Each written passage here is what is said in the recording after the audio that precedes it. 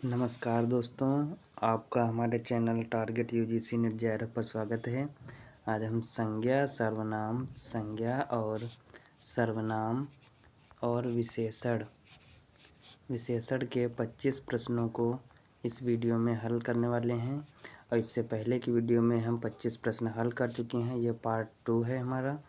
और अगर आपने वो वीडियो नहीं देखी है तो उसको भी देख लीजिएगा। संज्ञा सर्वनाम विशेषण के हम कुल 50 प्रश्न हल करने वाले हैं। यह सभी परीक्षाओं में इनसे रिलेटेड प्रश्न आते हैं, इसलिए यह क्लास आप लोगों के लिए बहुत महत्वपूर्ण होने वाली है।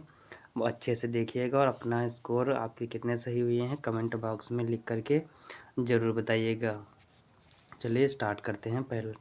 हमारा पहला प्रश्न है, कमल शब्द किस प्रकार की संज्ञा है? ऑप्शन 1 है आपका जातिवाचक, ऑप्शन बी है व्यक्तिवाचक, ऑप्शन सी है भाववाचक और ऑप्शन डी है द्रव्यवाचक। तो इसका सही जवाब हो जाएगा हमारा ऑप्शन नंबर ए, यानी कि कमल जातिवाचक संज्ञा है। इसी क्रम में हम अगला प्रश्न देखेंगे। प्रश्न नंबर 2, भारत शब्द कौन सी संज्ञा है?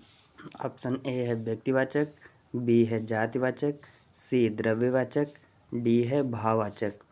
तो इसका सही जवाब हमारा हो जाएगा व्यक्तिवाचक, यानी कि भारत व्यक्तिवाचक संज्ञा है। उसके बाद हम प्रश्न नंबर 3 देखेंगे। गुलाब की खुशबू में खुशबू किस प्रकार की संज्ञा है? ऑप्शन ए है आपका भाववाचक, ऑप्शन बी है द्रव्यवाचक, ऑप्शन सी है जातिवाचक, ऑप्शन डी है व्यक्तिवाचक। तो इसका सही जवाब हो जाएगा हमारा खुशबू भाववाचक संज्ञा है, यानी कि ऑप्शन नंबर ए हमारा इस प्रश्न का बिल्कुल सही जवाब हो जाएगा। इसके बाद प्रश्न नंबर 3 के बाद हम देखेंगे प्रश्न नंबर 4, सोना किस प्रकार की संज्ञा है?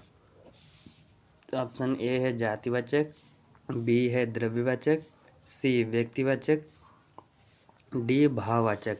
तो इसका सही जवाब हो जाएगा द्रव्यवाचक, यानी कि ऑप्शन नंबर बी बिल्कुल सही जवाब है इस प्रश्न का। सोना द्रव्यवाचक संज्ञा है। इसके बाद हम प्रश्न नंबर देखेंगे 5, गर्मी किस प्रकार की संज्ञा है?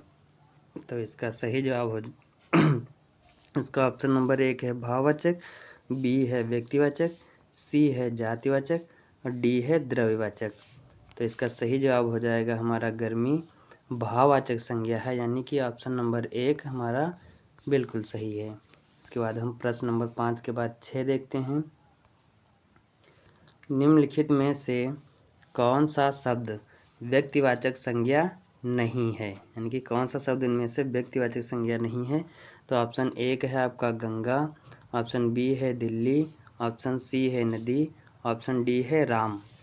तो इसका सही जवाब हो जाएगा हमारा नदी।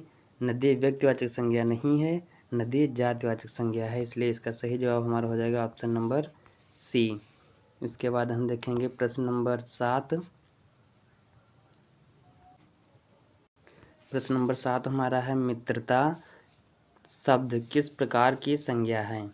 ऑप्शन ए है जातिवाचक, ऑप्शन बी है व्यक्तिवाचक, ऑप्शन सी है द्रव्यवाचक, ऑप्शन डी है भाववाचक।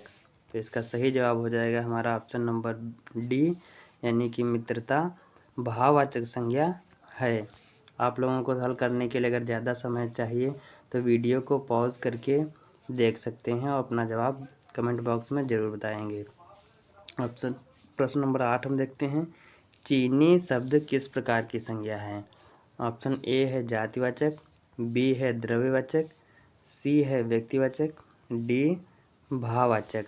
तो इसका सही जवाब हो जाएगा हमारा ऑप्शन नंबर बी, यानी कि चीनी द्रव्यवाचक संज्ञा है। इसके बाद हम देखेंगे प्रश्न नंबर 9, अध्यापक किस प्रकार की संज्ञा है? ऑप्शन ए है आपका व्यक्तिवाचक, बी है जातिवाचक, सी है द्रव्यवाचक, डी है भाववाचक।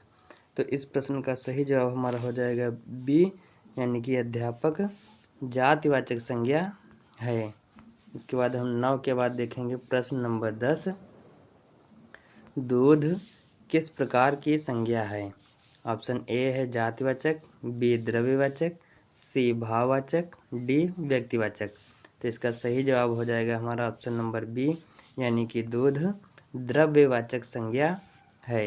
इसके बाद हम प्रश्न नंबर 10 के बाद देखेंगे प्रश्न नंबर 11।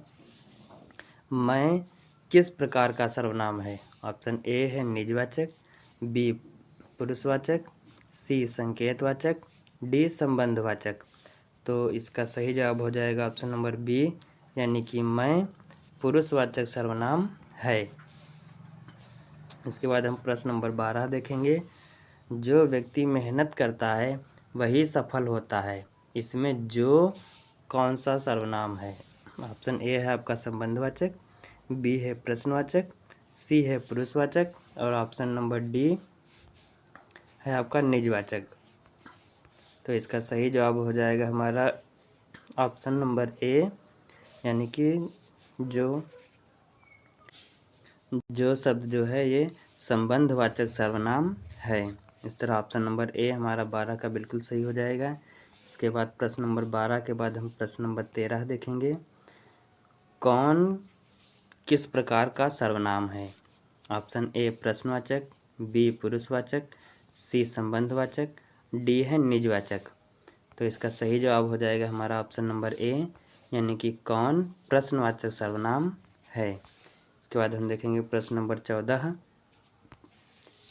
स्वयं किस प्रकार का सर्वनाम है? ऑप्शन ए पुरुषवाचक, बी निजवाचक, सी पुरुषवाचक मतलब प्रश्नवाचक और डी है आपका संबंधवाचक। तो स्वयं शब्द जो है ये निजवाचक सर्वनाम है, यानी कि ऑप्शन नंबर हमारा बी बिल्कुल सही है। इसके बाद हम देखेंगे 4 के बाद प्रश्न नंबर 14 के बाद 15 देखेंगे। यह और वह किस प्रकार के सर्वनाम हैं? ऑप्शन ए है आपका पुरुषवाचक, बी है संबंधवाचक, सी है संकेतवाचक, डी है निजवाचक। तो इसका आंसर तो दिख ही रहा है, तो इसका सही जवाब हो जाएगा ऑप्शन नंबर सी, यानी कि यह और वह संकेतवाचक सर्वनाम हैं। इसके बाद हम 16 के बाद प्रश्न नंबर 15 के बाद 16 देखेंगे। मेरा और तेरा किस प्रकार के सर्वनाम हैं? ऑप्शन ए है पुरुषवाचक, बी है संबंधवाचक, सी है निजवाचक, डी है संकेतवाचक। तो मेरा और तेरा ये संबंधवाचक सर्वनाम है, यानी कि ऑप्शन नंबर हमारा बी इस प्रश्न का सही जवाब हो जाएगा। 16 के बाद हम प्रश्न नंबर देखेंगे 17। जो जिसने किस प्रकार के सर्वनाम हैं?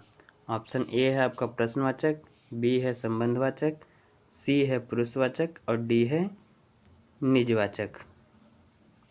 तो जो और जिसने ये संबंधवाचक सर्वनाम है, यानी कि ऑप्शन नंबर बी हमारा इस प्रश्न का बिल्कुल सही जवाब हो जाएगा। तो 17 के बाद प्रश्न नंबर हम देखेंगे 18। हम और तुम किस प्रकार के सर्वनाम हैं? तो ऑप्शन ए है पुरुषवाचक, बी है संबंधवाचक, सी है निजवाचक, डी है संकेतवाचक। तो हम और तुम ये पुरुषवाचक सर्वनाम हैं, यानी कि ऑप्शन नंबर ए बिल्कुल सही हो जाएगा। 18 के बाद हम देखेंगे प्रश्न नंबर 19। तुम शब्द किस पुरुषवाचक सर्वनाम में आता है? ऑप्शन ए है उत्तम पुरुष, बी है मध्यम पुरुष, सी है अन्य पुरुष, डी है संबंधवाचक। तो तुम जो है ये मध्यम पुरुष में आता है, यानी कि ऑप्शन नंबर बी इस प्रश्न का बिल्कुल सही जवाब है। प्रश्न नंबर 19 के बाद हम प्रश्न नंबर 20 देखेंगे। जिसका और जिसकी किस प्रकार के सर्वनाम हैं? ए है संबंधवाचक, बी है पुरुषवाचक, सी है संकेतवाचक। चलो अब 3 ही में आंसर दो, 3 ही में एक हमारा आंसर है, चौथा नहीं देखेंगे। तो इस प्रश्न का सही जवाब हो जाएगा हमारा ऑप्शन नंबर ए, यानी कि जिसका और जिसकी संबंधवाचक सर्वनाम हैं। इसके बाद हम देखेंगे प्रश्न नंबर 21। अच्छा किस प्रकार का अच्छा शब्द किस प्रकार का विशेषण है? ऑप्शन ए है संख्यावाचक विशेषण, ऑप्शन बी है इसके बाद ऑप्शन बी है गुणवाचक, ऑप्शन सी है आपका परिमाणवाचक, ऑप्शन डी है संबंधवाचक।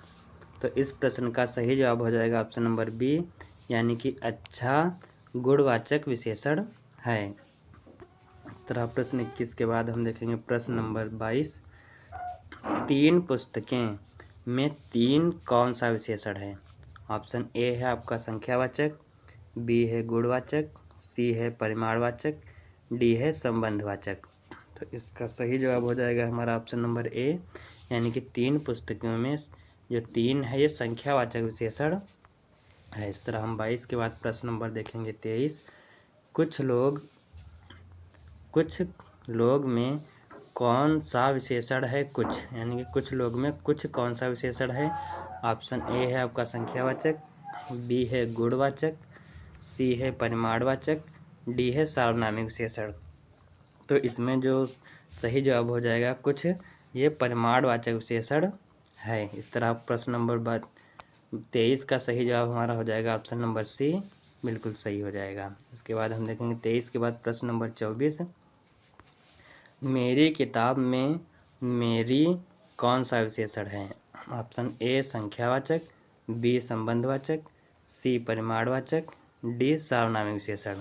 तो इस प्रश्न का सही जवाब हो जाएगा हमारा ऑप्शन नंबर डी, इस यानी कि हमारा डी सही जवाब हो जाएगा इस प्रश्न का 24 का, यानी कि मेरी सार्वनामिक विशेषण है। इसके बाद हम देखेंगे प्रश्न नंबर 25। भी साथ ही साथ दोस्तों अगर क्लास अच्छी लग रही है तो चैनल को सब्सक्राइब जरूर कीजिएगा और लाइक भी करिएगा। आखिरी क्वेश्चन है आज का, काला घोड़ा में काला कौन सा विशेषण है। ऑप्शन ए है संख्यावाचक, बी है गुणवाचक, सी है परिमाणवाचक, डी है संबंधवाचक। तो इसका सही जवाब हो जाएगा हमारा ऑप्शन नंबर बी, यानी कि काला घोड़ा में जो काला जो है ये गुणवाचक विशेषण है। अगर वीडियो क्लास अच्छी लगी हो तो चैनल को सब्सक्राइब जरूर कीजिएगा और इस क्लास की PDF आपको डिस्क्रिप्शन में लिंक मिल जाएगा और टेलीग्राम ग्रुप ज्वाइन कर लीजिएगा, वहाँ से आपको हमारी क्लास की सारी PDF आपको मिल जाएंगी। धन्यवाद।